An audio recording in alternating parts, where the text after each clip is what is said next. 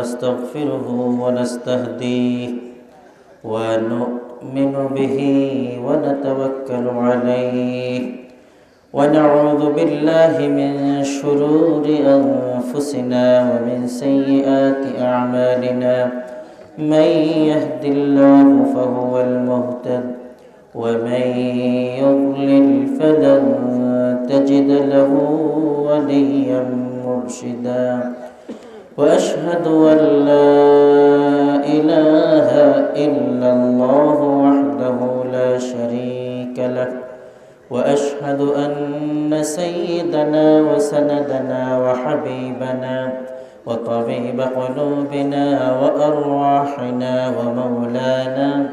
ومولانا محمدا عبد الله ورسوله صلى الله عليه وعلى آله الذين قاموا بنصره إلى يوم الدين أما بعد فأعوذ بالله من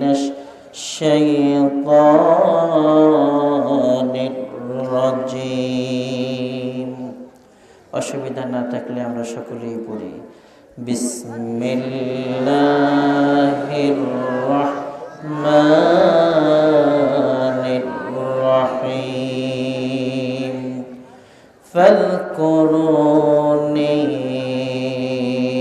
আযকুরকুম ওয়াশকুরু লি ওয়া লা তাকফুরুন লা ইলাহা ইল্লাল্লাহ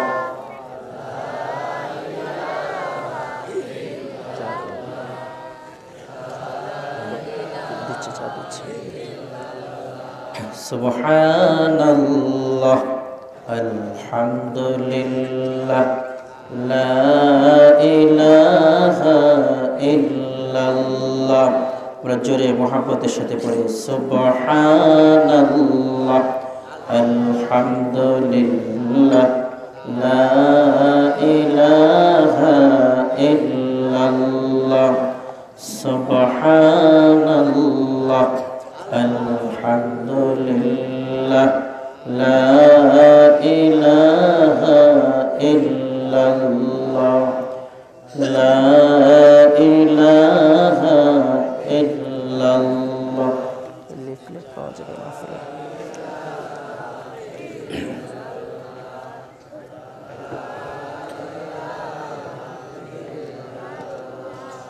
প্রশংসা সবই কেবল তোমারি প্রশংসা সবই কেবল তোমারি রব্বুল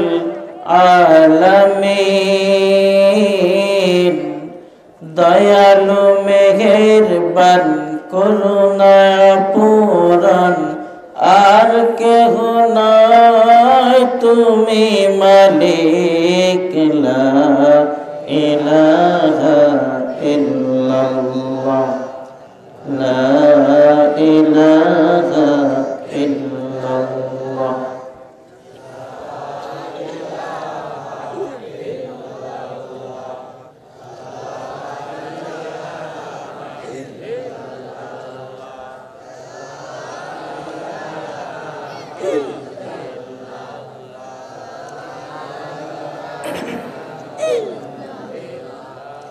তোমার সৃষ্টি যদি হয় তো সুন্দর না জানি প্রভু তুমি কত সুন্দর লা ইলাহা ইল্লাল্লাহ লা ইলাহা ইল্লাল্লাহ লা ইলাহা ইল্লাল্লাহ মুহাম্মাদুর রাসূলুল্লাহ সাল্লাল্লাহু আলাইহি ওয়াসাল্লাম। দ্বীপ জেলা ভোলার ঐতিহ্যবাহী চরপাতা বাইতুল ফালাহ আলিম মাদ্রাসা ময়দান দুই দিন ব্যাপী তাফসিরুল কোরআন মাহফিল। এই মাহফিলের প্রধান অতিথি আওলাদ রাসূল সাল্লাল্লাহু আলাইহি ওয়াসাল্লাম আল্লামা আলহাজ হযরত মাওলানা সৈয়দ মুহাম্মদ আনোয়ার হুসাইন তাহির জবিরি আল মাদানী সাহেব। আমরা সকলেই দোয়া করছি আল্লাহ তাআলা হুজুরের হায়াত বাড়িয়ে দেন, সুস্থতা দান করুন। খতিব আন্দরকিল্লা শাহী জামে মসজিদ চট্টগ্রাম। অত্র মাহফিলের সভাপতিত্ব করছেন বিশিষ্ট ইসলামী চিন্তাবিদ, অত্যন্ত মুতাওয়াদি ব্যক্তিত্ব। আমরা ছোটবেলায় শুনেছি যে চরপাতার চেয়ারম্যান আওলাদ রাসূল হুজুরও মুখস্থ জানেন, আব্দুর রহমান চেয়ারম্যান, আব্বাসী সাহেব হুজুরও জানেন। অর্থাৎ উল্লেখযোগ্য ওলামায়ে কেরামগণ সকলেই চরপাতার চেয়ারম্যানকে চেনেন। কিন্তু চরপাতা কোন জায়গায়, এই জায়গা আমিও চিনতাম না, আজকে নতুন আসছে। আলোচনা পেশ করেছিলেন মাওলানা ইয়াকুব শরীফ সাহেব, উপাধ্যক্ষ করিমজান কামিল মাদ্রাসা, খতিব বিআরডিবি জামে মসজিদ চরবেশন। মঞ্চে উপবিষ্ট ওলামায়ে কেরাম, মুরব্বিয়ানে আযম, ময়দানে উপবিষ্ট ওলামায়ে কেরাম, মুরব্বিয়ানে আযম, সমবয়সী যুবক, সকলকে আন্তরিক শুভেচ্ছা, অভিনন্দন জানাচ্ছি। ময়দানে প্রবেশের জন্য, বসার জন্য মুসলিম অভিবাদন পেশ করছি। আসসালামু আলাইকুম ওয়া রাহমাতুল্লাহি ওয়া বারাকাতুহু। সামনের কয়েকটা মানুষ জবাব দিয়েছেন, পিছন থেকে সবাই চুপ ছিলেন। আমি আশা করছি আপনারা আমার মতো করে সালামের জবাব দিবেন। আসসালামু আলাইকুম ওয়া রাহমাতুল্লাহি ওয়া বারাকাতুহু।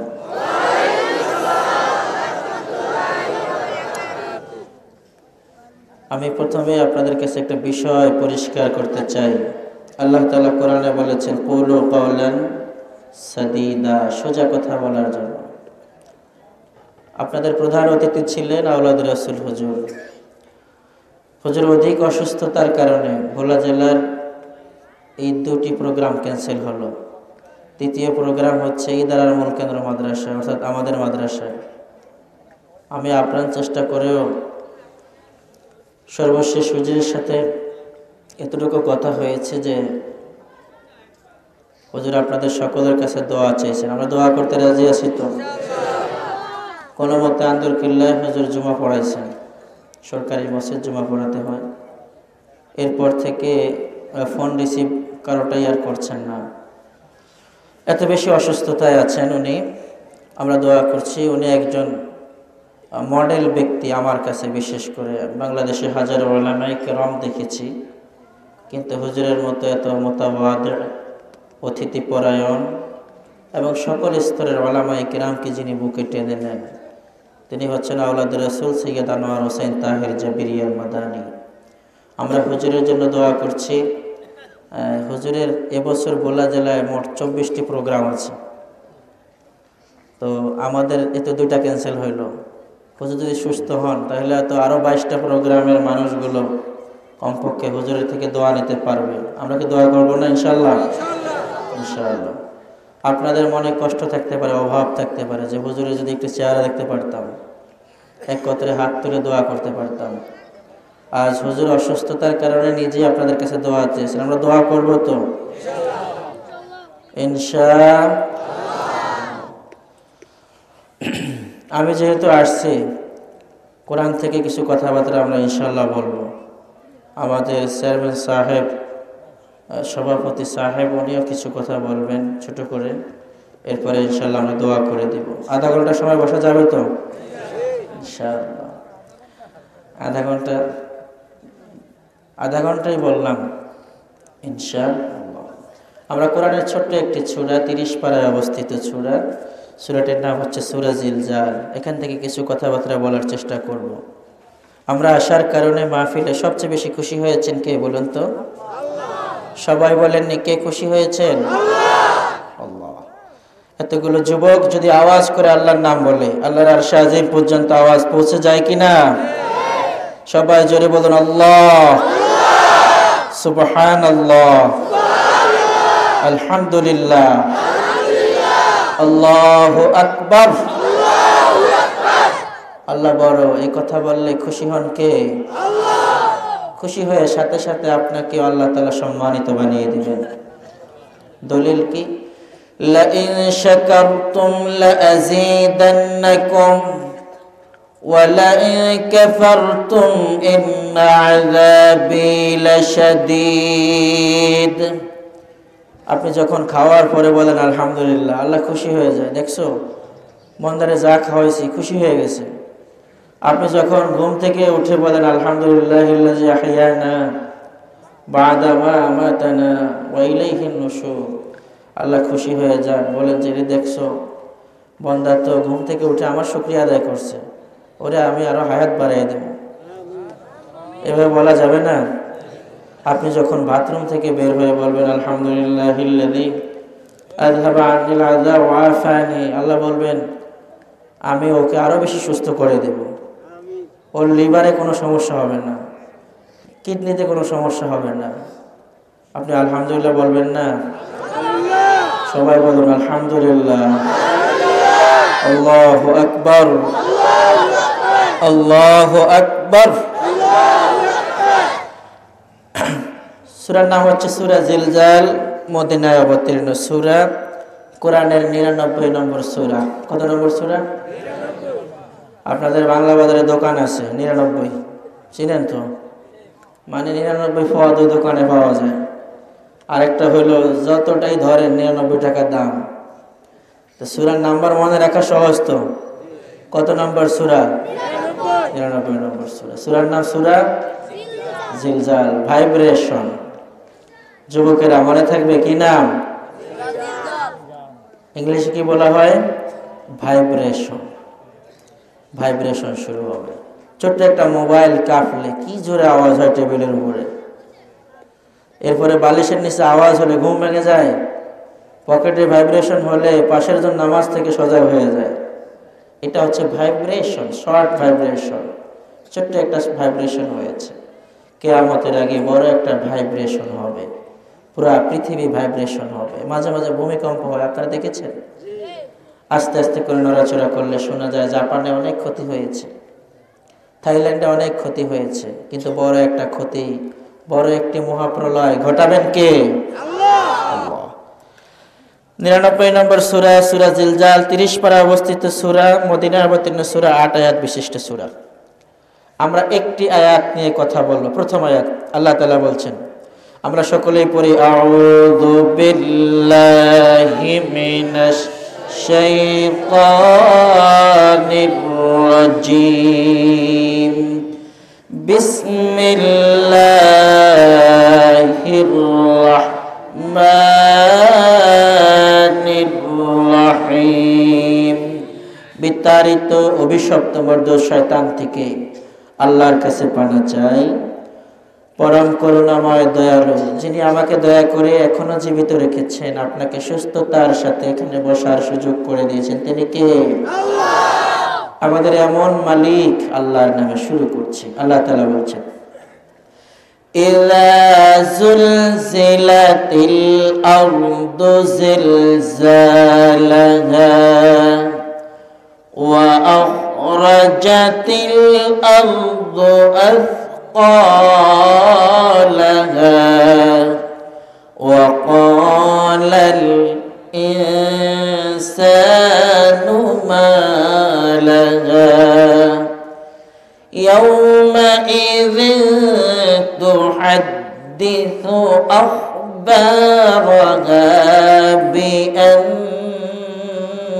ربك أوحى لها يومئذ يصدر الناس أشتاتا ليروا أعمالهم فمن يعمل مثقال ذرة خيرا يره ومن يعمل مثقال ذرة شرا يره বলুন আমানতু বিল্লাহ। সবাই বলুন আমানতু বিল্লাহ।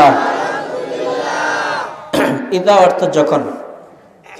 আল্লাহ ইদা দিয়ে শুরু করেছেন। ইদা যখন জুলজিলাতিল আরদ, পৃথিবী তার নিজস্ব প্রকম্পনে প্রকম্পিত হতে থাকবে, চূড়ান্ত ভাইব্রেশন শুরু যখন হয়ে যাবে। আল আর্থ, বিজ্ঞানীরা এই আর্থকে বানিয়েছে আর্থ। ইংলিশে কি বলে? আর্থ। আসলে শব্দটা ছিল আরবি আর্থ, আরবিতে ছিল সাউতুন, আওয়াজ। এটাকে ইংরেজরা চুরি করেছে, বানিয়েছে সাউন্ড। সাউতুন থেকে কি বানিয়েছে? সাউন্ড। আর আর্থ অর্থ জমিন, সেখান থেকে বানিয়েছে আর্থ। এই আর্থ যখন পৃথিবী তার প্রকম্পনে কম্পিত হতে থাকবে, কার অর্ডারে কম্পিত হবে? আল্লাহ। সেদিনকে আমাদের বিশ্বাস হয়, সেদিন তো আমাদের সংসদ ভবন বাদে আর সব ভেঙে চুরে খান খান হয়ে যাবে, ঠিক কিনা? না সব ভেঙে যাবে? আমাদের যারা এখন অনেক প্রতাপশালী, ওনাদের ভবনগুলো টিকে থাকবে। ইমাম সাহেব হুজুরের বাড়িটা ঠিক থাকবে, আর সব নষ্ট হবে। সব শেষ? বলুন সব শেষ। ইযা যুলজিলাতিল আরদু জিলজালাহা ওয়া আখরাজাতিল আরদু আসকালাহা। বিখ্যাত মুহাদ্দিস আবু হুরায়রা রাদিয়াল্লাহু তাআলা আনহু, যিনি আল্লাহর নবী থেকে সর্বাধিক হাদিস বর্ণনা করেছেন, তার বর্ণিত হাদিস সংখ্যা হচ্ছে 5374টি। এই আবু হুরায়রা বর্ণনা করছেন কখন কিয়ামত হবে, কখন ফাইনাল ভাইব্রেশন শুরু হবে, এ বিষয় নিয়ে তিনি দীর্ঘ হাদিসের মধ্যে বলেছেন, ইদাত্তুখিযাল ফাইউ দুআলা, যখন মানুষ রাষ্ট্রীয় সম্পদকে নিজের সম্পদ মনে করবে। পয়েন্টগুলো মনে থাকবে আপনাদের? আমরা বলেছি অল্প কিছু সময় কথা বলবো, কিন্তু মনোযোগ সহকারে শুনবো, আমলের নিয়তে বসবো ইনশাআল্লাহ। এখান থেকে চলে গেলে সবচেয়ে বেশি খুশি হবেন কে? শয়তান রহমাতুল্লাহি আলাইহি, ঠিক কিনা? শয়তানকে আমরা খুশি করতে চাই, কারা কারা হাত তোলেন? একজন তুলছে। আমরা শয়তানকে খুশি করতে চাই নাকি আল্লাহকে? আল্লাহকে খুশি করতে হলে শেষ মুনাজাত দিতে হবে ইনশাআল্লাহ। বিখ্যাত সাহাবী আবু হুরায়রা বর্ণনা করছেন, কিয়ামত ঠিক তখনই আসবে ইদাত্তুখিযাল ফাইউ দুআলা, মানুষ যখন, যারা রাষ্ট্রের দায়িত্বে থাকবে, রাষ্ট্রের দায়িত্বে কারা আপনারা সব ভালো বোঝেন, এলাকার মেম্বার থেকে শুরু করে প্রধানমন্ত্রী পর্যন্ত কারা দায়িত্বে? এটা একটা রাষ্ট্র বাংলাদেশ, এরপর আরেকটি রাষ্ট্র পাকিস্তান, আরেকটা রাষ্ট্র হচ্ছে ভারত, আরেকটা রাষ্ট্র সৌদি আরব। সকল রাষ্ট্রের মধ্যে যখন এমন একটা সিচুয়েশন শুরু হবে, যেটা হচ্ছে মানুষ রাষ্ট্রের সম্পদকে মনে করবে নিজের সম্পদ, রাষ্ট্রের গাড়িটাকে মনে করবে নিজের গাড়ি, রাষ্ট্রের বাড়িটাকে মনে করবে নিজের বাড়ি, রাষ্ট্রের বরাদ্দকৃত জনগণের জন্য উপজেলায় উপজেলায় যে বরাদ্দ হয়, জেলায় জেলায় যে বরাদ্দ হয়, ইউনিয়নে ইউনিয়নে যে বরাদ্দ হয়, সড়ক নির্মাণের জন্য যে বরাদ্দ হয়, ব্লক ফালানোর জন্য যে বরাদ্দ হয়, টিআর কাবিকার জন্য যে বরাদ্দ হয়, এই বরাদ্দগুলো দায়িত্বশীলরা যখন নিজের মনে করে চুরি করবে, তখনই ঠিক কিয়ামত হবে। এই কথাগুলো ঠিক আছে তো? এখন আপনাদের এলাকায় চুরি হয় না, আমার এলাকা হয় না, তবে ঢাকার দিকে হয় নাকি? এখানেও হয়। ইদাত্তুখিযাল ফাইউ দুআলা, কিয়ামতের এক নম্বর সিগন্যাল হচ্ছে মানুষ রাষ্ট্রের সম্পদকে নিজের সম্পদ মনে করবে।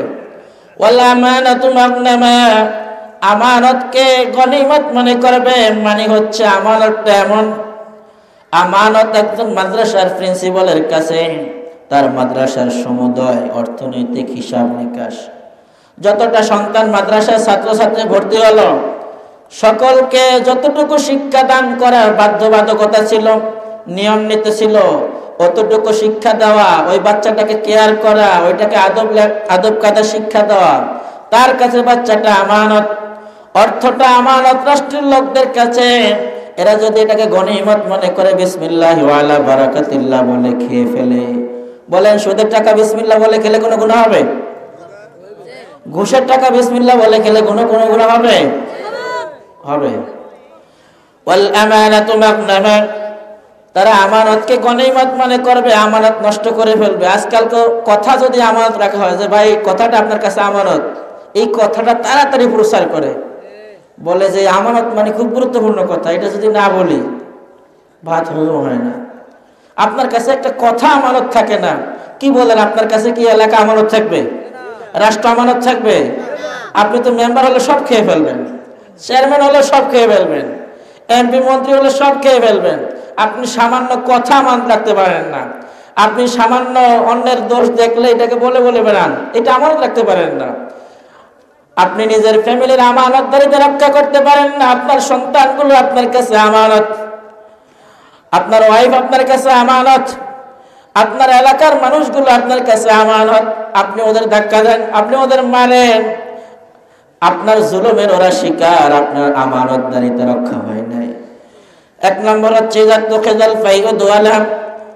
রাষ্ট্রের সম্পদকে নিজের সম্পদ মনে করা, ওয়াল আমানাতু মাগনামা, আমানতকে গনিমত মনে করা। আরবিতে ফাইউন মানে হচ্ছে যা ফাও ফাও পাওয়া যায়। ফাও ফাও বুঝেন তো? এমনি পাওয়া যায়। যুদ্ধ লব্ধ মাল, অর্থাৎ যুদ্ধ হয় নাই, এরা ভয়ে পালিয়ে গেছে, এমন যে মাল পাওয়া গেল, আরবিতে এটার নাম হচ্ছে ফাই, মানে ফাও ফাও পেয়েছি। ওয়ান থ্রেড, একটা থ্রেড করেছি চলে গিয়েছে, ওদের মাল ধন সম্পদ ফাও ফাও পাওয়া গিয়েছে আমার। এখন আরবিতে ফাই অর্থ এটাকে ইঙ্গিত করেছে মুহাদ্দিসিনে কেরাম, যারা রাষ্ট্রের সম্পদকে নিজের সম্পদ মনে করবে, যারা আমানতকে গনিমত মনে করে নষ্ট করবে, খেয়ে ফেলবে, খেয়ানত করে ফেলবে। ওয়াজ যাকাতু মাগরামা, 3 নম্বর হচ্ছে যাকাতকে জরিমানা মনে করবে। এখন আছে কিনা? আরে আমার ওলামায়ে কেরাম যদি যাকাত আনতে যায়, এই ভদ্রলোকগুলো মনে করে হুজুর আমাদের কাছে কত না টাকা, আবার ঘোষণা করে কোরবানি চামড়া দেব না, সিন্ডিকেট করে চামড়ার দাম কমায় দেয়। এতে করে কোনো মাদ্রাসা বন্ধ হয়ে গেছে? পত্রিকায় আপনারা দেখছেন এবছর চামড়ার দাম কমার কারণে সরপাতার 3টা কমি মাদ্রাসা বন্ধ হয়ে গেছে, ঢাকায় কাফরুল 2টা মাদ্রাসা বন্ধ হয়ে গেছে, শিক্ষকদের বেতন অর্ধাহারে অনাহারে, হুজুররা আরে অবস্থা খুব খারাপ, এমন হয়েছে নেই, বরং ওলামায়ে কেরামের দাওয়াত ভুলে গেছে। হুজুর এই যে আপনার জন্য কবুতরের একটা পিস গোস্ত নেন, হুজুর এই মোরগের টানান, আরে হুজুর আমার পুকুরের মাছ, এইভাবে করে করে কি আপনারা খাওয়ান না? তো আপনারা যাদেরকে এত ভালোবাসেন সুন্দর করে খাওয়ান, এদেরকে কিছু মানুষ কত খারাপ চোখে দেখে, কত খারাপ চিন্তা। ওয়াযাকাতু মাগরামা, যাকাত তো দেওয়ার কথা ছিল, আপনি গনে গনে যাকাত মাদ্রাসায় দিয়ে দিবেন, এতিমখানায় দিয়ে দিবেন, যাকাত গনে গনে গরিবের কাছে পৌঁছে দিবেন।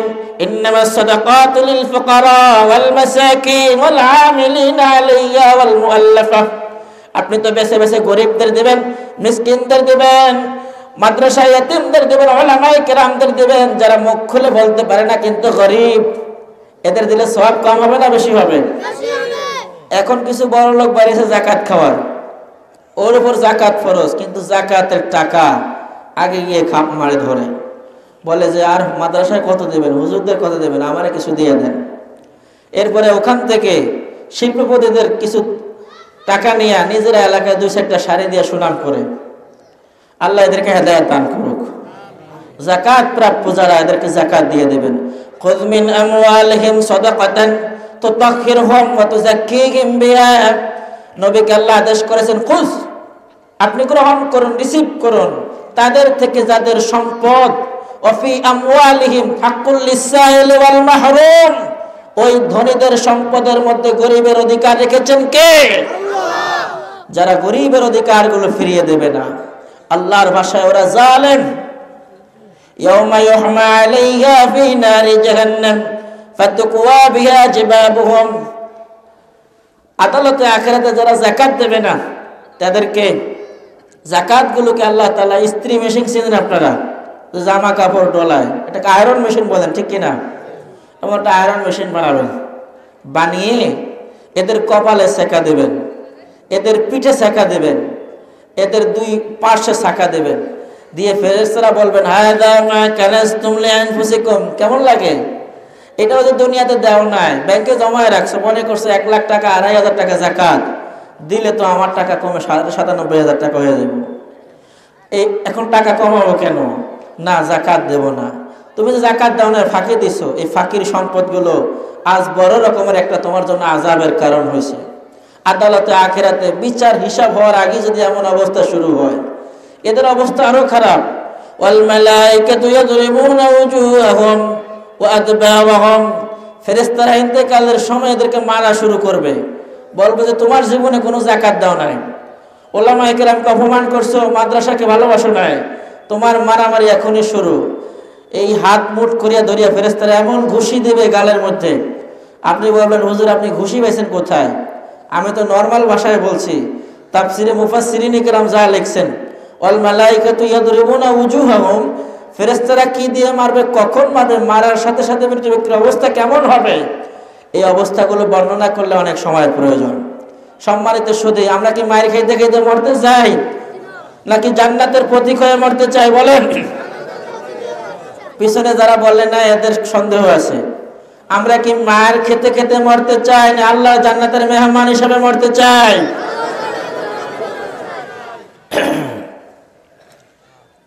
ফেরেশতারা এভাবে যারা যাকাত দেবে না, রাষ্ট্রের সম্পদ নিজের সম্পদ মনে করে খেয়ে ফেলবে, আমানতের খেয়ানত করবে, আজকের হাদিস যত দূর যাবে ততদূর পর্যন্ত নিজেরা নিজেদের মন মতো চলবে, আর আল্লাহর দেওয়া বিধান দিয়ে চলবে না, এদের কাছে ফেরেশতারা এসে বলবেন ওয়াল মালাইকাতু বাসিতু আইদিহিম আখরিজু আনফুসাকুম, তোমরা তোমাদের জানগুলো বের করে দাও। কি বলেন?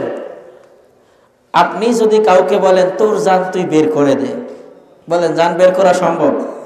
জান কোন জায়গায় থাকে বলেন? আপনাদের জান কোন জায়গায় আছে? কুলির রূহ মিন আমরি রাব্বি, রূহ কোন জায়গায় থাকে? এটা তো আল্লাহর আদেশ। কোন জায়গায় আছে আপনি বলতে পারবেন না। নিজের জান যদি নিজে বের করে দিতে বলে, আর যদি রড দিয়া পিটায়, আর যদি বন্দুক নিয়ে দাঁড়ায় থাকে চতুর্দিকে, আপনাকে যদি ইলেকট্রিক শর্ট দেওয়া হয়, বলেন তো আপনি জান কোন জায়গা থেকে বের করে দেবেন? আল্লাহর ফেরেশতারা যারা এভাবে অমান্য করে চলবে, এদেরকে বলবে তোমার জান তুমি বের করে দাও। দেওয়া সম্ভব না? দিতে পারলে ওই যে গালের মধ্যে মারবে, পিঠের মধ্যে মারবে, আল্লাহ কোরআনে বলে দিয়েছেন। আর একদল লোক যারা রাষ্ট্রীয় সম্পদ নিজের কাছে আসার পরে বলছেন না, এখানের 1 পয়সা আমার জন্য জায়েজ নাই, তাদের কাছে যে আমানত রাখা হয়েছে, কবি ইমরুল কায়েস, কি নাম? ইমরুল কায়েস একজন বিখ্যাত আরবি কবি। তিনি বলছেন আমার যতজন বন্ধু, আমার ততটা ডয়ের আছে আমার অন্তরের মধ্যে। ডয়ের চিনেন তো? আমার যে বন্ধু যখন আসে তখন আমি ডয়ের খুলে দেই, বন্ধু কথা বলা শেষ, ডয়েরটা টালা মেরে চাবিটা আমি রেখে দেই। অর্থাৎ এই বন্ধুর কথা কিয়ামত পর্যন্ত আর কেউ জানবে না। তিনি এমন একজন প্রিয় ব্যক্তিত্ব ছিলেন, ওনার কাছে সবাই দুঃখের সুখের কথা বলতো, সবার গোপন কথা বলতো, সবাই তাকে ভালোবাসতো, কিন্তু উনি কারো কথা কারো কাছে না বলার কারণে, শুধু এই আমানতদারিটা রক্ষা করার কারণে সবাই ওনাকে বিয়েতে দাওয়াত দিত, সবার বিয়েতে উনি দাওয়াত পেত। কি বলেন? আমাদের বিয়েতে সবাই কি দাওয়াত পায়? এলাকার এমন একজন ব্যক্তির নাম বলেন যে হুজুর, উনি একদম গ্রামের দিনমজুর থেকে শুরু করে ইমাম সাহেবের দাওয়াতটা পর্যন্ত পায় কিনা? তাইলে বোঝা গেল আমাদের আমানতদারিতে সমস্যা আছে, বোঝা গেল আমাদের ব্যবহার খারাপ। আল্লাহ আমাদের ব্যবহার ভালো করে দেন, আমানতদারিতা রক্ষা করার তৌফিক দান করেন, আল্লাহুম্মা আমিন। সম্মানিত সুধী, আরেকদল মানুষের কাছে ফেরেশতারা গিয়ে বলবেন, হে আল্লাহর বান্দা, ইয়া আইয়াতুহান নাফসুল মুতমাইন্নাহ, ইয়া আইয়াতুহান নাফসুল মুতমাইন্নাহ ইরজিই ইলা রাব্বিকি রাদিয়াতাম মারদিয়াহ। হে আল্লাহর বান্দা, তুমি আল্লাহর দিকে আস্তে আস্তে চলে আসো। তোমার জন্য জান্নাত আল্লাহ, তোমার জন্য জাহান্নাম আল্লাহ বাজেট করছিলেন, কিন্তু তুমি আল্লাহর বিধান মেনে চলার কারণে এই জায়গাটা বাদ দিয়ে আল্লাহ তাআলা তোমাকে জান্নাতের মধ্যে স্থায়ীভাবে নাম লিখিয়ে দিয়েছেন। এমন সুসংবাদ পেতে চান কারা কারা? হাত তুলে দেখান যে আল্লাহ তাআলা ইন্তেকালের সময় ফেরেশতারা আমার কাছে এসে বলবে যে আল্লাহর বান্দা তোমার জন্য স্থায়ীভাবে জান্নাত বরাদ্দ হলো, আল্লাহুম্মা আমিন। হাত নামান। ইরজিই ইলা রাব্বিকি রাদিয়াতাম মারদিয়াহ ফাদখুলি ফি ইবাদি ওয়াদখুলি জান্নাতি। আল্লাহর বান্দা জান্নাতের অবস্থা দেখে বলবে, আয় রে, আমি কি ডাইল ভাত খাইতে আছি, দুনিয়ার হাঁসগুলো কেমন গ্রান আসে খাইতে, ফেরেশতারা জান্নাতের মধ্যে কত সুন্দর খাবার রেডি করে রাখছে। আরে আল্লাহ তাআলা আমার জন্য কত সুন্দর গরম পোশাক, গরম কাপড়, বিছানা রেডি করে রাখছে, আমি আর এখানে থাকবো না। আল্লাহর বান্দা জান্নাতের পাগল হয়ে আল্লাহ তাআলার ভালোবাসা ওইদিকে চলে যাবে। তার মানে এদের জন্য মৃত্যু হচ্ছে সাদাকা। মৃত্যু কি? সাদাকা। এদের জন্য মৃত্যু হচ্ছে জান্নাতে যাওয়ার জন্য একটা সোজা পথ। আল্লাহর মুমিন বান্দাদের জন্য মৃত্যু হচ্ছে জান্নাতে যাওয়ার জন্য সোজা পথ। আল্লাহ আমাদের বোঝার আমল করার তৌফিক দান করুন। কিয়ামতের কয়টা আলামত শুনলাম আমরা? 3টা। একটা হচ্ছে রাষ্ট্রীয় সম্পদকে ফাও সম্পদ মনে করে আচ্ছা মতো চুরি করে খাওয়া। 2 নম্বর হচ্ছে আমানতের খেয়ানত করা। 3 নম্বর হচ্ছে যাকাতকে জরিমানা মনে করা। যে ব্যক্তি যাকাত দেওয়ার সময় কপাল ভাঁজ করবে, এরপরে আপনাকে দেখলে দোকানটা রেখে পালিয়ে যাবে, মানে মাদ্রাসার হুজুর আসছে, এখন তো যাকাতের টাকা চাইবে, রমজানের শেষ দিক, কোরবানের সামানটা চাইব, এই জন্য বলে যে তোরা এখানে থাক, বাচ্চাদেরকে দাঁড়া করে রেখে উনি পালিয়ে যায়। এরপরে বলে যে বাচ্চাদের শিখিয়ে দেয়, বলবি যে আব্বু বাসায় নাই, তো বাচ্চাও বলে যে আব্বু বলছে আব্বু বাসায় নাই। এই জাতীয় লোক এই সরপাতায় নাই, কিন্তু আমার পুরানো দিনে আছে। আল্লাহর বান্দারা, আমরা আমাদের যাকাতগুলো হিসাব করে আমাদের মাদ্রাসায় এতিমখানায়, যে মাদ্রাসার সন্তানগুলো অসচ্ছল, জামা কিনে পড়তে পারে না, যারা বই কিনে পড়তে পারে না, এদেরকে দেব কিনা বলেন? এই দেব না, কারা কারা হাত তোলেন? এই একজন হাত তুলছে, দেবে না। আর সবাই দেবেন তো? তো এত মানুষের মধ্যে একজন না দিলে কোনো সমস্যা নেই, ঠিক আছে? আল্লাহ তাআলা কবুল আর মঞ্জুর করে নেন, আল্লাহুম্মা আমিন। ইযা তুকিদাল ফাইউ দুআলা ওয়াল আমানাতু মাগনামা ওয়াজ যাকাতু মাগরামা ওয়া তুআল্লিমা লিগায়রিদ দ্বীন। 4 নম্বর হচ্ছে গায়রে দ্বীন, মানে হচ্ছে যে শিক্ষাটা শিখালে আল্লাহ খুশি হতেন এমন শিক্ষা থাকবে না, শিক্ষার সিলেবাস চেঞ্জ হবে। বলেছেন কে? আল্লাহর নবী। এটা একটা কিয়ামতের বড় আলামত। আমাদের শিক্ষাগুলো এমন, আপনি স্কুলে যাবেন, আপনি স্কুলে গেলে দেখবেন ক্লাস 1 থেকে শুরু করে একবারে মাস্টার্স পর্যন্ত একটা সন্তান শুদ্ধ করে দোয়া কুনুত পড়বে। ওইটা তার সিলেবাসে থাকলেও পড়াবে কে? এমন কোনো ভালো শিক্ষক নাই। হয়তো বা হতে পারে তার ধর্মটা ভরা একজন হিন্দু শিক্ষক। মোরালিটি, ধর্ম, নৈতিকতা, নীতি নৈতিকতা তাকে কে শিখাবে? একটা সন্তান পর্দা করবে, এটা তাকে কে শিখাবে? আলিয়া মাদ্রাসা বোর্ডের এখন সিলেবাসের যে অবস্থা, 1ম শ্রেণী থেকে শুরু করে কামেল মাস্টার্স পর্যন্ত বিশুদ্ধ করে কোরআন তেলাওয়াত করার একটা ক্লাসও নেই। থাকলেও এখন যারা বের হবে এদের পেছনে নামাজ পড়াটা অনেক কষ্টকর। অর্থাৎ কামি মাদ্রাসা বোর্ডে নিচের ক্লাসে নুরানি জামাত থাকায় এদের পড়াগুলো অনেক শুদ্ধ হয়। অথবা কেউ নজরানা পড়ে কিতাবখানায় চলে গেছে, কেউ হাফিজি পড়ে কিতাবখানায় গেছে, যার জন্য এদের পড়াগুলো খুব শুদ্ধ। কিন্তু বাকিদের অবস্থা কি? আমার দেশের প্রায় 95% মানুষের কোরআন পড়া শুদ্ধ হয় না। আপনারা কি এই কথার সাথে একমত? আমার দেশের প্রায় 95% মানুষ কোরআন পড়তে পারে না। 5% যারা পারে, এদের মধ্যে 2% হচ্ছে মসজিদের ইমাম, মুয়াজ্জিন, খাদেম, এদের পড়াগুলো শুদ্ধ হয়।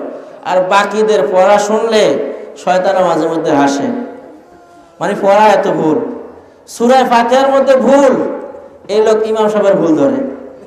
দোয়ায় কুনুত শুনলে আপনি আশ্চর্য হবেন। আপনারা ময়দানে যদি আজকে 2000 লোক থাকেন, দোয়ায় কুনুত যদি জিজ্ঞেস শুরু করেন, আমি এই কথা তো আমার বাস্তব জীবনের অভিজ্ঞতা অনুযায়ী বলতে পারবো, আলেম ওলামা ছাড়া 10 জন মানুষ পেতে কষ্ট হবে যাদের দোয়ায় কুনুত শুদ্ধ হয়। এই কথা কি আপনারা একমত? আলেম ওলামা ছাড়া, মাদ্রাসার ছাত্র ছাড়া 10 জন মানুষ পেতে কষ্ট হবে যাদের দোয়ায় মাসুরা শুদ্ধ হয়। এগুলো শিখবেন কোথায়? মাদ্রাসায়। আপনার মাদ্রাসার বয়স শেষ, শিখবেন কোথায়? মসজিদে। ফজরের পর ইমাম সাহেবকে বলবেন, হুজুর আমরা তো সুযোগ পাই না, 2টা সূরা পড়ান, একটা দোয়া পড়ান। ইমাম সাহেব যতদিন পড়ায় ওনারা আসতে চলে যায়, কারণ জুমার সময় মসজিদ ভরে যায়। আর ফজরের সময় মাঝে মধ্যে ইমাম মুয়াজ্জিন একা একাই নামাজ পড়তে পারে। আপনাদের এলাকায় ভিন্ন হিসাব, ফজরের সময় মসজিদ ভরে যায়, ঠিক কিনা? ভরে যায় না? তাইলে অবস্থা কি হলো বলেন? আমরা ফজরের নামাজ জামাতের সাথে পড়বো তো ইনশাআল্লাহ? ফজরের নামাজ পড়লে কি লাভ? আপনার চেহারা আল্লাহ উজ্জ্বল করে দিবেন, ফেয়ার অ্যান্ড লাভলি আর মাখা লাগবে না, চেহারা আল্লাহ উজ্জ্বল করে দিবেন। রিজিকের মধ্যে বরকত দান করবেন কে? আপনার অন্তরে প্রশান্তি দান করবেন। আপনার সন্তান যেগুলো জন্মগ্রহণ করবে এগুলোকে আল্লাহ সালেহ বানাবেন। কখনোই সন্তানের জন্য আপনি কারো গালমন্দ শুনতে হবে না, যদি আপনি ফজরের সালাত জামাতের সাথে ইমামের পেছনে আদায় করেন। আজকে আমরা ওয়াদা কি করতে পারি যে হুজুর আগামী দিন থেকে বাকি দিন যতদিন জীবিত থাকবো ফজরের সালাত জামাতের সাথে পড়ার চেষ্টা করব। এটা কি ওয়াদা করা যাবে? কারা কারা ওয়াদা করবেন একটু হাত তুলে দেখান। আল্লাহুম্মা আমিন। আশেপাশে তাকান কে কে হাত তুলে নাই। এগুলো আগামীকাল ফজরে মিস করবে। আল্লাহ সকলকে কবুল আর মঞ্জুর করে নেন, আল্লাহুম্মা আমিন। ফজরের সালাত ইহুদিদের জন্য, খ্রিস্টানদের জন্য, নাসারাদের জন্য খুব কষ্টকর, কিন্তু মুমিনের জন্য খুব সহজ। তারা ফজরের সালাতকে খুব ভয় পায়। আল্লাহ এত শীত, এর মধ্যে ওযু করে কেমনে নামাজ পড়ে মুসলমানরা? মুসলমানদের এই ওযুর কারণে আদালতে আখিরাতে এই স্থানগুলোকে আল্লাহ তাআলা উজ্জ্বল করে দিবেন। আল্লাহর নবী এগুলো দেখে দেখে ইন্না উম্মতি গুররা মুআজ্জালিনা মিন আসারিল উযু, এই ওযুর চিহ্নগুলো আল্লাহর নবী দেখবেন, এগুলো থেকে আলো চমকাচ্ছে। আম্মা জান আয়েশা বললেন, আল্লাহর নবী হে, এত উম্মতের মধ্যে আপনার বাধ্য উম্মতগুলোকে আপনি কিভাবে জাস্টিফাই করবেন, মার্ক করবেন কিভাবে? আম্মা জান আয়েশার কোশ্চেনের জবাবে আল্লাহর নবী বললেন, আয়েশা, একটা বিশাল মাঠের মধ্যে কিছু ঘোড়ার, কিছু পালের যদি কপাল সাদা হয়, হাত সাদা হয়, পা সাদা হয়, এই জায়গাগুলো যদি সাদা হয়, মাথা সাদা হয়, এগুলো চিনতে, ধরতে, মার্ক করতে কোনো অসুবিধা হবে কিনা? বলছে না, সহজ। বলছে আমার উম্মতগুলো কিয়ামতের ময়দানে যারা কষ্ট করে উযু করে নামাজ পড়ছিল, উযুর জায়গাগুলোকে আমি এভাবে আলোকিত করে দেব, নূর দিয়ে পরিপূর্ণ করে দেব, আর আমি ওই উম্মতগুলোকে ডেকে ডেকে জান্নাত পর্যন্ত পৌঁছে দেব। সুবহানাল্লাহ। বাকি থাকলো আগামী বছর বলবেন, ঠিক কিনা? সবাই বলেন সুবহানাল্লাহ। আল্লাহ আমাদের শেষ পর্যন্ত এই আওয়াজ ধরে রাখার তৌফিক দান করেন। তাহলে আমরা ওযু করব, বেশি বেশি আল্লাহকে সাজদা করব। ওয়াকুমু লিল্লাহি কানিতিন। হাদিসের মধ্যে আসছে ইন্না উম্মতি গুররাম মুহাজ্জালিনা মিন আসারিস সুজুদ।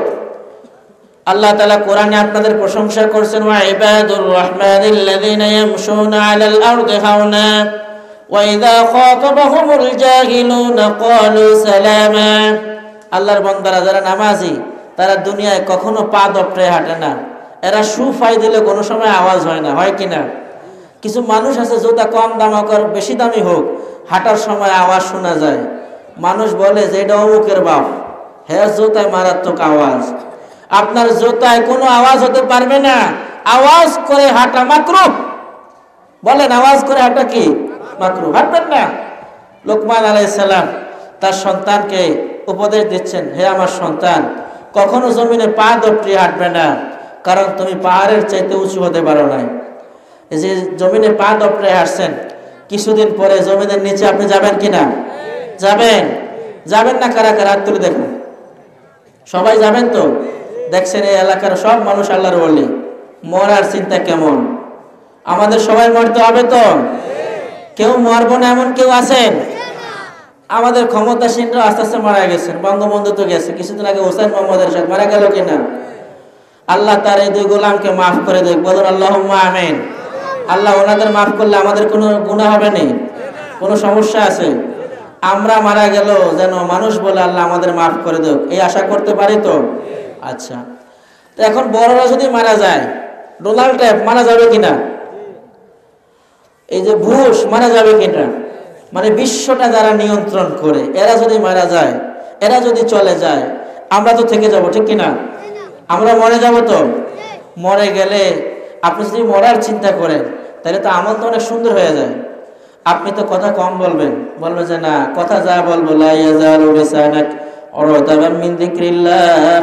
আমি যদি কোনো কথা বলি আল্লাহর জিকিরই করব, লা ইলাহা ইল্লাল্লাহ আমি যদি কোনো কথা বলি বলবো সুবহানাল্লাহ, আমি যদি কোনো কথা বলি বলবো আল্লাহু আকবার, আমি যদি কোনো কথা বলি বলবো আলহামদুলিল্লাহ। আমার কথা শুনে জনগণ মনে করবে না, আমাকে যদি জিজ্ঞেস করে ভাই আসর পড়ছেন নি, আমি যদি বলি আলহামদুলিল্লাহ, জনগণ বলবে না মনে হয় পড়েছে, এই তো এইভাবে উত্তর দেয়। আমাকে যদি জিজ্ঞেস করে ভাই দুপুরে খাইছেন কিনা, আমি কি বলবো আলহামদুলিল্লাহ, জনগণ মনে করবে এটাই আমার অ্যান্সার, এটাই আমার উত্তর। আমি আল্লাহর শুকরিয়া আদায় করলাম, আমার মালিক অসংখ্যবার আরো অনেকবার আমাকে সাজদা করার সুযোগ করে দেবেন, আমার মালিক আরো অনেকবার আমাকে আলহামদুলিল্লাহ বলার সুযোগ করে দিবেন, আমার মালিক আমাকে অসংখ্যবার আমাকে দুনিয়ার জীবনে আরো সম্মানিত করে দিবেন। আমরা কি আমলগুলো করতে রাজি আছি কিনা? আমি কোনো কথা বলবো, কথাটা যেন সওয়াবের কথা হয়, কথাটা যেন আল আমরু বিল মারুফ হয়, কথাটা যেন নাহি আনিল মুনকার হয়। কথা বলা দরকার, বলবো যে বাবা তুমি এভাবে গালমন্দ করো না। এই কথা বলার কারণে সাথে সাথে আপনার আমল নামায় আল্লাহ তাআলা কমপক্ষে 100 নেকি দেবেন। আল আমরু বিল মারুফ, এই কথাটা লিখতে আরবিতে যতটা অক্ষর আছে প্রত্যেক অক্ষরে 10 নেকি, কমপক্ষে সওয়াবগুলো আপনার আমল নামায় যাবে। আল্লাহ তো আদেশ করেছেন তুমি সৎ কাজে আদেশ করবা, অসৎ কাজে কি করবা? নিষেধ করবা। আপনি যদি কাউকে খারাপ থেকে নিষেধ করেন, সাথে সাথে সওয়াব দিবেন কে? আপনি যদি কাউকে ভালো পরামর্শ দেন, সওয়াব দিবেন কে? আপনি কৃষক, বীজ বপন করেন, মাঠে ফসল ফলান, আপনার হাতে বীজ, কোনো কাজ নাই, আপনি মনে মনে জিকির করবেন সুবহানাল্লাহি ওয়া বিহামদিহি সুবহানাল্লাহিল আযীম। গুনাহ হবে না, সওয়াবের পাল্লা ভারী হবে তো, একটা মাপের উসিলা পাবেন তো। আল্লাহ তাআলা যারা ব্যবসায়ী, যারা দোকানে বসে থাকেন শুধু এমনিতেই, কাস্টমার নাই, কি করবেন? কাস্টমার না থাকলে কি করবেন? পাশের দোকানে গিয়ে আড্ডা দেবেন, সিগারেট খাবেন, পাশের দোকানে গিয়ে চায়ের দোকানে গিয়ে গল্প শুরু করবেন, না বলবেন যে ভাই সাহেব 11টা বাজে একটু বসেন, চা একটা ফ্রি খাইলেও খান, শুনছেন নেই আমাগো ওই চকিদার বাড়ির জাডার কি খবর, এর মায়ার তো এই অবস্থা, চলিয়ে গেছে আরেকজনের সাথে। এইভাবে গীবত করবেন কিনা? গীবত এক মহারোগ, এই রোগ যাকে পেয়েছে তাকে ভালোভাবে ছেড়ে দেয় নাই। আল্লাহ আমাদের গীবত থেকে হেফাজত করেন, আল্লাহুম্মা আমিন। সম্মানিত শুধু মাইক এমনি এমনি ঠিক হয়ে যাবে, অপারেটর আছে, আমরা শুধু কথাগুলো মনোযোগ সহকারে, শোনা যাচ্ছে তো? মাইক ঠিক হয়ে যাবে, চিন্তা নেই। তাহলে আমাদের কথাগুলো কি হবে? জিকির। বলেন কথাগুলো কি হবে? আল্লাহর নবী বলছেন যে আমার কাছে 2টা জায়গার সিউরিটি দেবে, গ্যারান্টি দেবে, আমি তাকে জান্নাতের গ্যারান্টি দেব। একটা হচ্ছে 2 ঠোঁটের মাঝখান, জিহ্বা, কি নাম? জিহ্বা। আরেকটা হচ্ছে 2 রানের মাঝখান, লজ্জাস্থান। লজ্জাস্থান যদি আপনি হালাল পথে ব্যয় করে থাকেন, আল্লাহর নবীকে কনফার্মেশন দিতে পারেন।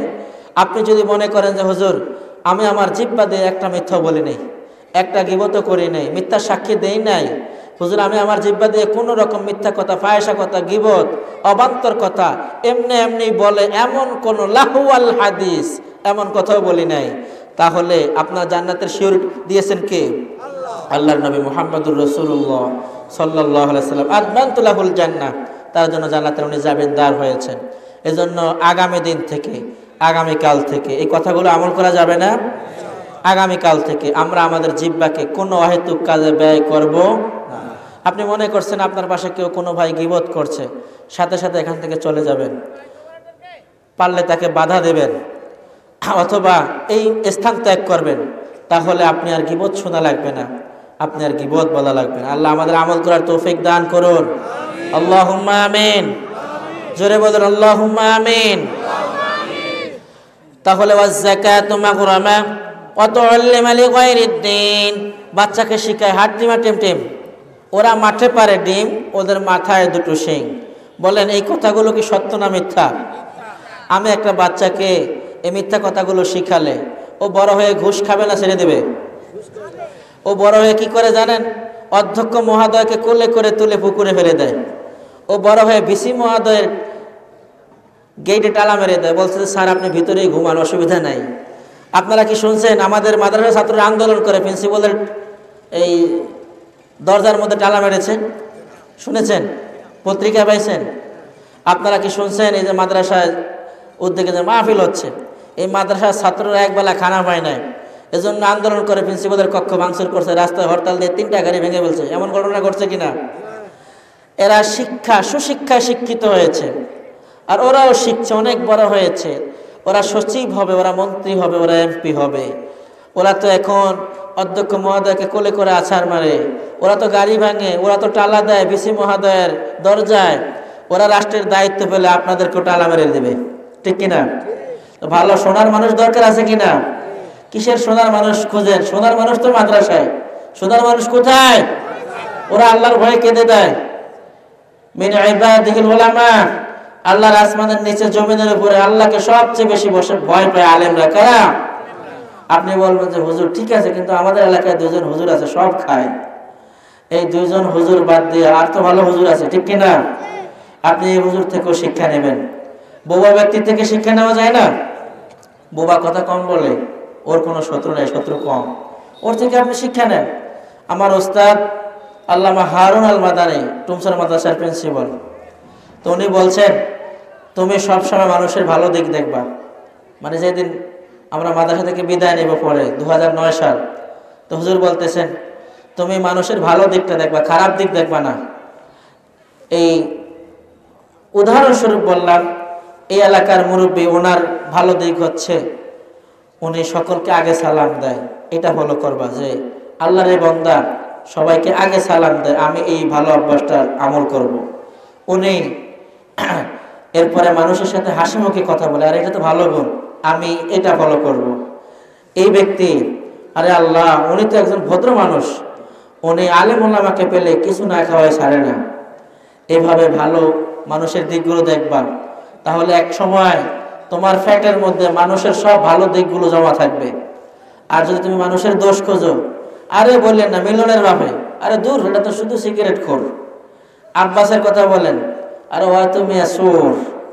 মিলনের কথা বলছেন, আর জাফা সুদ খায়। তো আপনার ফ্যাটটার মধ্যে সকল মানুষের দোষে ভরা, একটা সময় আপনি নিজেও দূষিত হয়ে যাবেন। আপনি চা খাইতে বসলে, পান খাইতে বসলে, আপনি ব্যয়ের সাথে বসলে, সব আপনার ভিতরে যা আছে রেকর্ডিং সব ওপেন করে দেন, সবার গীবত। এই গীবত করা যাবে? দোষ খোঁজা যাবে? আমরা মানুষের ভালো দিকগুলো খুঁজবো ইনশাআল্লাহ। আল্লাহর বান্দাদেরকে তুচ্ছ করে কথা বলবো না। আর রাত্রিবেলা যে সময় সবাই ঘুমিয়ে যাবে, আমি আমার মালিকের সাথে সম্পর্ক করব। কি বলেন? ছোট ছোট বাচ্চাগুলো ক্লাস 6-7-এ পড়ে, ওরা এখন সম্পর্ক ভালো বোঝে, আপনারা ততটা ভালো বোঝেন না। ক্লাস 10-এ পড়লে তো খুব ভালো বোঝে, অনার্স মাস্টার্স করলে তো আর জিজ্ঞাসা করে না, নিজেরা মোটামুটি ফাইনাল, বাবা মাকে আর জিজ্ঞেস করে না। বলেন তো এটা কিসের টান? ভালোবাসার টান। কি সম্পর্ক, কি টান! কিন্তু আপনার মালিক আপনাকে প্রত্যেক রাত্রে 2 অংশ চলে গেলে 3য় অংশে ডাকেন, আলা মিন মুস্তাগফিরিন ফাগফির লাহ, আলা মিন মুস্তারজিকিন ফারজুক লাহ। এরে তোমাদের কাদের সমস্যা, কার কার অভাব আছে, কার কার বাসায় চাউল নাই, বলো, চাউলের ব্যবস্থা করে দেব। ডাকেন কে? আল্লাহ। জোরে বলেন, কে ডাকেন? আল্লাহ। তোমাদের কার কি সমস্যা বলো, কার ছেলে হয় না বলো, আমারে ডাকো। আপনি তো একাধারে 10 বছর যাবত তাহাজ্জুদ পড়ে সন্তান চাইলে আল্লাহ দিতেন না? আপনি চিন্তা করেন, আমাদের এই মসজিদের ইমাম সাহেবের একটা তাবিজ নেই, ভোলা মাজারে গিয়ে একটা তাবিজ নেই, নাইলে অমুক মাজারে যাব, অমুক ফিরে দরবারে যাব, সন্তান পাওয়া যাবে? যাবে? আপনাদের এলাকায় কেউ পাইছে? পায় না, এখন পর্যন্ত পায় নাই। তো তাহলে আমরা সম্পর্ক করব কার সাথে? وَإِذَا خَاطَبَهُمُ الْجَاهِلُونَ قَالُوا سَلَامًا وَالَّذِينَ يَبِيتُونَ لِرَبِّهِمْ سُجَّدًا وَقِيَامًا। রাত্রিবেলা যখন ঘুমিয়ে যাব, তখন আমার মালিককে একটা সাজদা করব। যার বেশি ঘুম, ভোর রাত্রে উঠতে পারবেন না, আপনি নফল 2-4 রাকাত নামাজ পড়ে ঘুমিয়ে যাবেন। এটাই তাহাজ্জুদ হিসাবে কবুল করে নেবেন কে? আল্লাহ। আপনি যদি ভোর রাত্রে ওঠার অভ্যাস থাকে, উঠে কোরামুড়ি দেবেন না, ল্যাপ টেনে নেবেন না। আপনার প্রস্রাবে ধরছে, বাথরুমে ধরছে, গিয়ে তাড়াতাড়ি উজু করে ফেলবেন। শয়তানকে বলবেন তোকে আজকে ধোঁকা দিয়ে আমি পাস। এরপরে আপনি নিজে 2 রাকাত নামাজ পড়ে ফেলবেন। আল্লাহর কাছে 2 হাত উঁচু করে দিবেন, বলুন আল্লাহ রব্বানা আসরিফ আন্না আযাব জাহান্নাম। সবাই আমার সাথে পড়েন, বলেন রব্বানা আসরিফ আন্না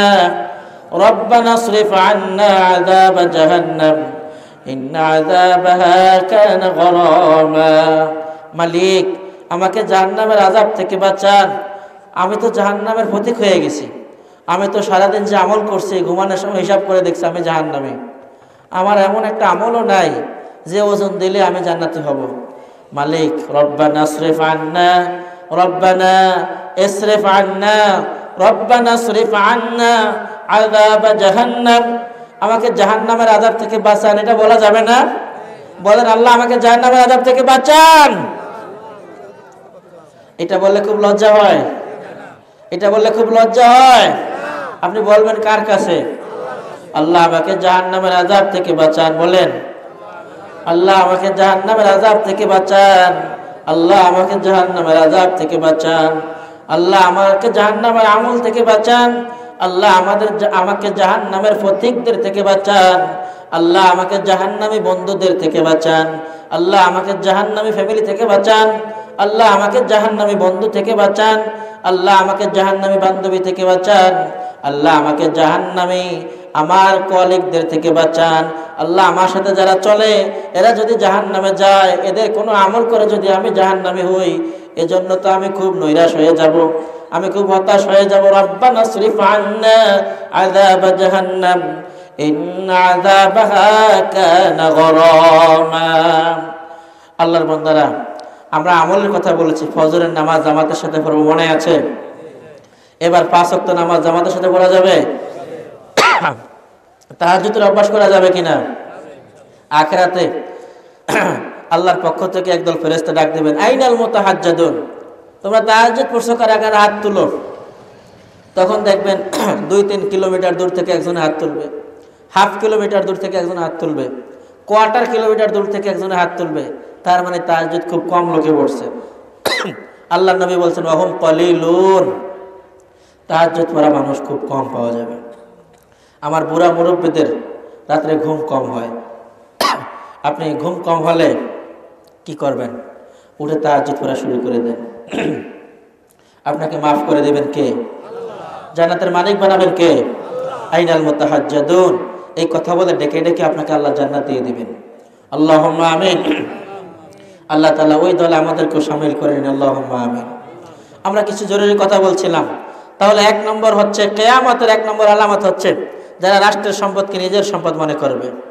2 নম্বর হচ্ছে যারা আমানতকে খেয়ানত করবে। 3 নম্বর হচ্ছে যারা যাকাতকে জরিমানা মনে করবে। যারা দ্বীনি শিক্ষা ব্যতীত অন্য শিক্ষায় নিজের সন্তানকে শিক্ষিত করবে।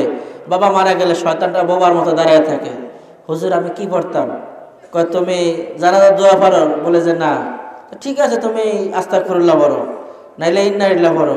ইমাম সাহেব শিখিয়ে দেয়, কোনো উপায় তো নাই। এই 5 মিনিটের জানাজা দোয়া শিখাবে কে? তুমি সুবহানাকা পড়ো নামাজের মধ্যে যেটা পড়ে। কয় না হুজুর এটাও তো শিখি নাই। আপনি বলেন আল্লাহর আসমানের নিচে জমিনের উপরে ওই বাবা সবচাইতে কপাল পোড়া, যে বাবার সন্তান তার বাবা জানাজা পড়াইতে পারে না, এই কপাল পোড়া। আর ওই বাবার সবচেয়ে দামি, যে বাবার সন্তান বাবাকে সামনে রাইখা জানাজা পড়াইছে। অত সুবহানাকা বলার আগে চোখের পানি ছেড়ে দিছে, সুবহানাকা আল্লাহুম্মা বলার আগে চোখের পানি ছেড়ে দিছে। ওই বাবাটা কত বড় ভাগ্যবান, যে বাবার সন্তান কবরের মধ্যে নেমে বলছে আমার বাবাকে আমার হাতে দাও, বিসমিল্লাহি ওয়া আলা মিল্লাতি রাসূলিল্লাহ, বলেন বিসমিল্লাহি ওয়া আলা মিল্লাতি রাসূলিল্লাহ। এই কথা বলে সন্তান যদি চোখের পানি ছেড়ে দিয়ে বাবাকে কবরে দেয়, আল্লাহ আযাব দিতেও তো একটু লজ্জা বোধ করবেন। আল্লাহ বলবেন না রে, ওর সন্তানটা আলেম হয়েছে, এই আলেমটা নিজে হাতে বাবারে কবরে নামাইছে। ওরে মিনহা খলাকনাকুম ওয়া ফিহা নুঈদুকুম ওয়া মিনহা নুখরিজুকুম তারাতান উখরা, এই কথা বলে কবরে মাটি দিছে।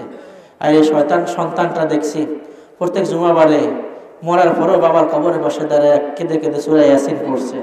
আপনারা কি এমন বাবা হতে চান না? এমন বাবা হতে আপনাদের ইচ্ছা হয় না, মনে চায় না? আল্লাহ আমাদের সকলকে কবুল করেন। আপনি বললেন হুজুর সন্তানগুলো তো বিভিন্ন লাইনে চলে গেছে, এখন কি সম্ভব? বিবি সব বুড়ো হয়ে গেছে, বাড়িতে যেয়ে যদি আরেক বিয়ের কথা বলি তো আর বাসায় কোনো জায়গা নাই। আপনি আরেক বিয়ের দরকারও নাই, শুধু শুধু ঝগড়া বাজারের দরকার নাই।